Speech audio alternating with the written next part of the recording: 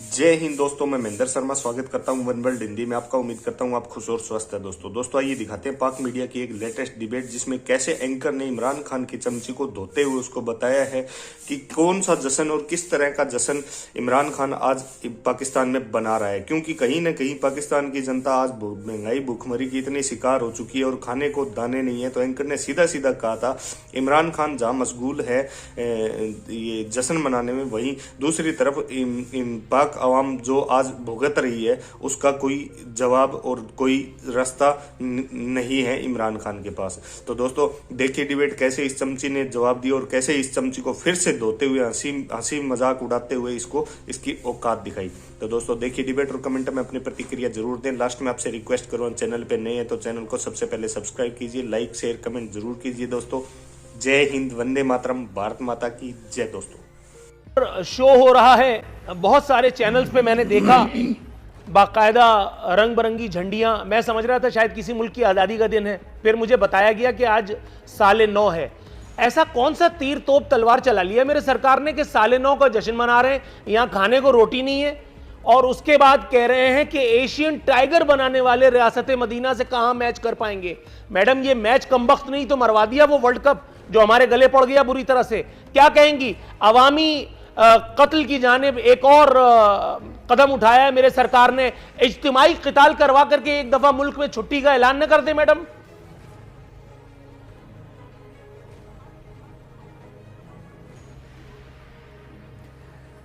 मुझे बड़ी खुशी हुई नूरुल आरिफीन कि आपने बहुत बैलेंस्ड इंट्रो दिया है। आज आपने उन हुक्मरानों की भी क्लास ली है जो हमसे पहले यहाँ पे हुक्मरानी करके गए हैं।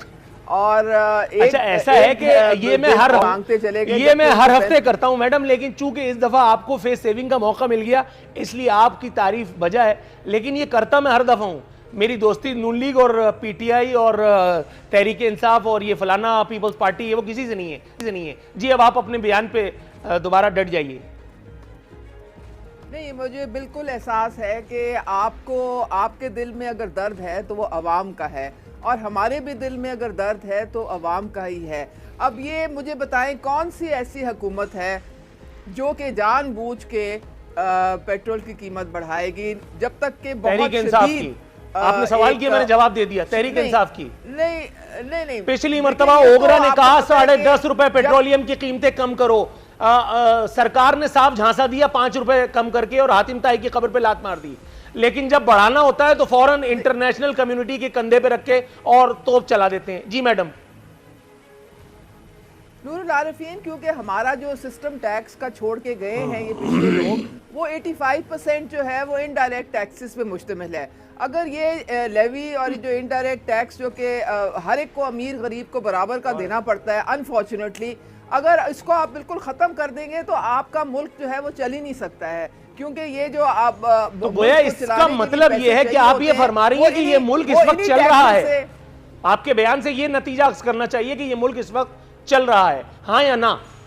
बिल्कुल अल्हम्दुलिल्लाह। राइट मैडम, इसी इंकशाफ के साथ थोड़ा सा तवक्कुफ की इस्तदा है। मैं आपकी तरफ आता हूँ, थोड़ा सा अगर आप वेट करें। चल रहे हैं आपके अभी उनको चलाते हैं थोड़ा सा और। मैडम आप मुझे न चलाइए, थोड़ा सा वेट कीजिए, मैं आपकी तरफ आ रहा हूँ। आपको नया साल भी मुबारकबाद दूंगा, थोड़ा सा वेट कीजिए। अखुनजादा चट्टान साहब, सर मेरी आवाज साफ सुनाई दे रही है? मेरी तरफ से आपको भी और पूरी कौम को भी नया साल मुबारक। अच्छा मैडम, गुड हो गया। अखुनजादा चट्टान साहब, सर आपकी धीमी धीमी मुस्कान ये बता रही है कि गोया मेरे फतवे से जुज़वी सही लेकिन इत्तेफाक आपको भी है।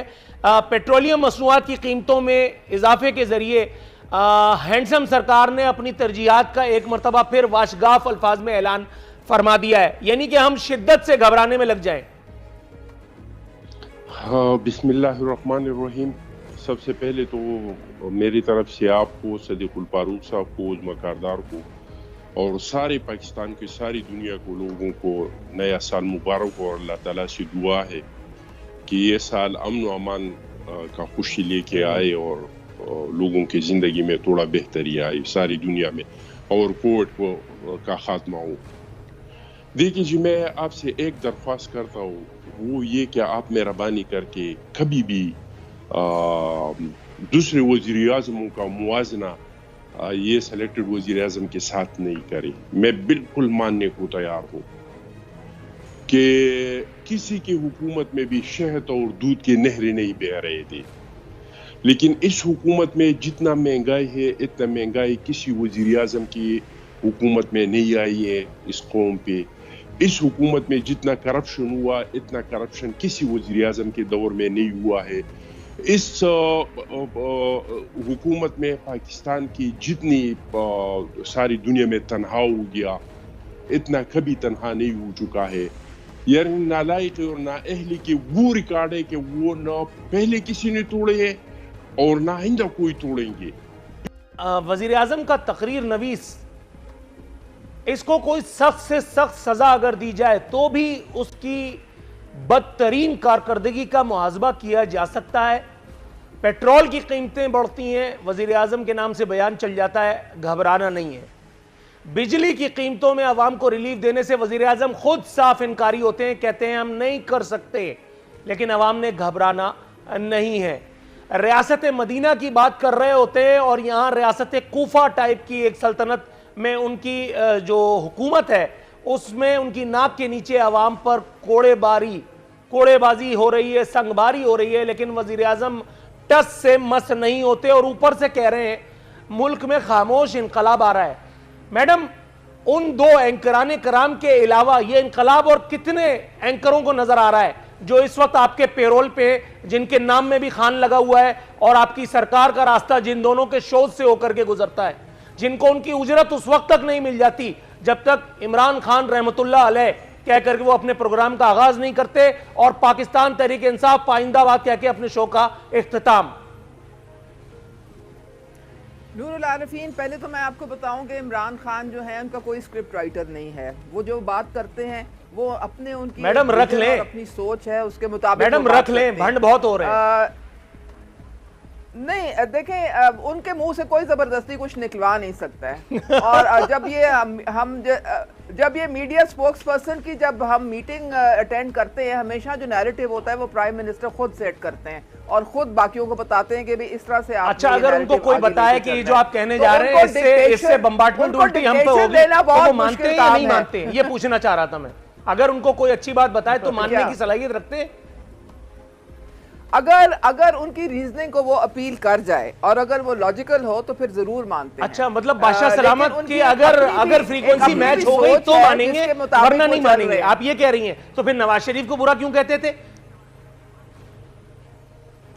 नहीं, इनकी देखें ना, प्राइम मिनिस्टर की जो सोच है वो पाकिस्तान के अवाम के लिए, उनकी बेहतरी के लिए। उन्होंने अपनी कोई जायदादें तो बना ली नहीं। मैडम थोड़ा सा वेट कीजिएगा, मैं आपकी तरफ आता हूं, क्योंकि ये बात जो है ना ये बड़ी दिलचस्प है कि वजीर आजम का अपना कारोबार नहीं है। मेरा ख्याल है आपने वो क्लिप नहीं देखा अदनान सिद्दीकी का, जिसमें वो फरमाते हैं कि वजीर आजम का अपना कारोबार तो नहीं है और वो चाहते हैं कि दूसरों का भी ना रहे। कोई आसानी नहीं है, मुश्किल वक्त है, लेकिन घबराना इसलिए नहीं है क्योंकि इसलिए नहीं है क्योंकि वो मजे कर रहे हैं, वहां आसानी लेके आता है। घबराना इसलिए नहीं है क्योंकि वजीर आजम हैंडसम है।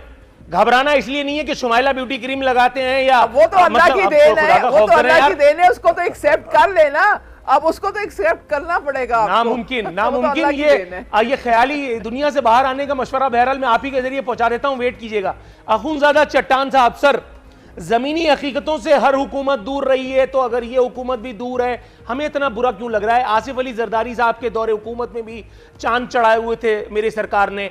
हर दूसरे दिन आपका वजीर आजम, हर दूसरे दिन आपका कोई ना कोई वजीर, कोई ना कोई सफीर, कोई ना कोई मुशीर यही बता रहा होता था कि मुल्क अच्छी जानिब जा रहा है, जबकि अवाम अपना सर पीट रहे होते थे, मार्केटें उजड़ी हुई थी। मैं उस वक्त रोड शोज किया करता था, जुर्म की सजा भुगत रहा था, हुकूमतों को तनकीद का निशाना बनाने की सूरत में नून लीग की हुकूमत थी। सर क्या कहेंगे, ये आदत बद तो हमें रिवायत में मिली है ना, इसका मतलब है? नहीं जी, इस तरह का रिवायत किसी हुकूमत ने नहीं रखा है कि आप एक तरफ चीजों को महंगा करें और दूसरी तरफ लोगों से इसका रोजगार छीन ले, सोर्स ऑफ इनकम खत्म कर ले। हमारे दौर में भी महंगाई आई थी, लेकिन हमारे दौर में हमने पेंशन को 150% बढ़ाया, 176% तनख्वाहों को बढ़ाया, बेनज़ीर इनकम सपोर्ट प्रोग्राम शुरू किया, बहुत ऐसे सारे मंसूबे लाए कि लोगों के सोर्स ऑफ इनकम जो था वो भी साथ साथ बढ़ रहा था। और इस तरह का महंगाई तो किसी ने देखा ही नहीं है, ये तो बिल्कुल रिकॉर्ड है। यानी 75 साल में जो चीजें जितने तमाम हुकूमतों में महंगे हो गए थे, इसके दुगना कीमत महंगा इसके दौर में हो गई। मिसाल के तौर पे 100 साल में जो इंजेक्शन महंगा हो गया था 100 रुपए का हो गया था, तो ये 4 साल में ये 500 का हो गया। इस तरह के हर एक चीज जो है वो 400-500% जो है वो बढ़ गया है, चाहे वो डॉलर है चाहे वो क्या है। लेकिन मैंने पहले आपसे कह दिया कि इस हुकूमत ने जो मिसालें कायम की, इस तरह का मिसाली तो न कभी ने किसी ने सुना है। और ये बिल्कुल मैं उस्मा कारदार साहिबा के साथ एग्री करता हूँ कि इसका कोई राइट ये कैसी लगी ये फुलझड़ी? पाकिस्तान में खामोश इनकलाब आ रहा है और ये कहने वाला वक्त का इनकलाबी, वक्त का मसीहा खुद हमारा वजीर आजम है। सर, इनकलाब आ रहा है ना?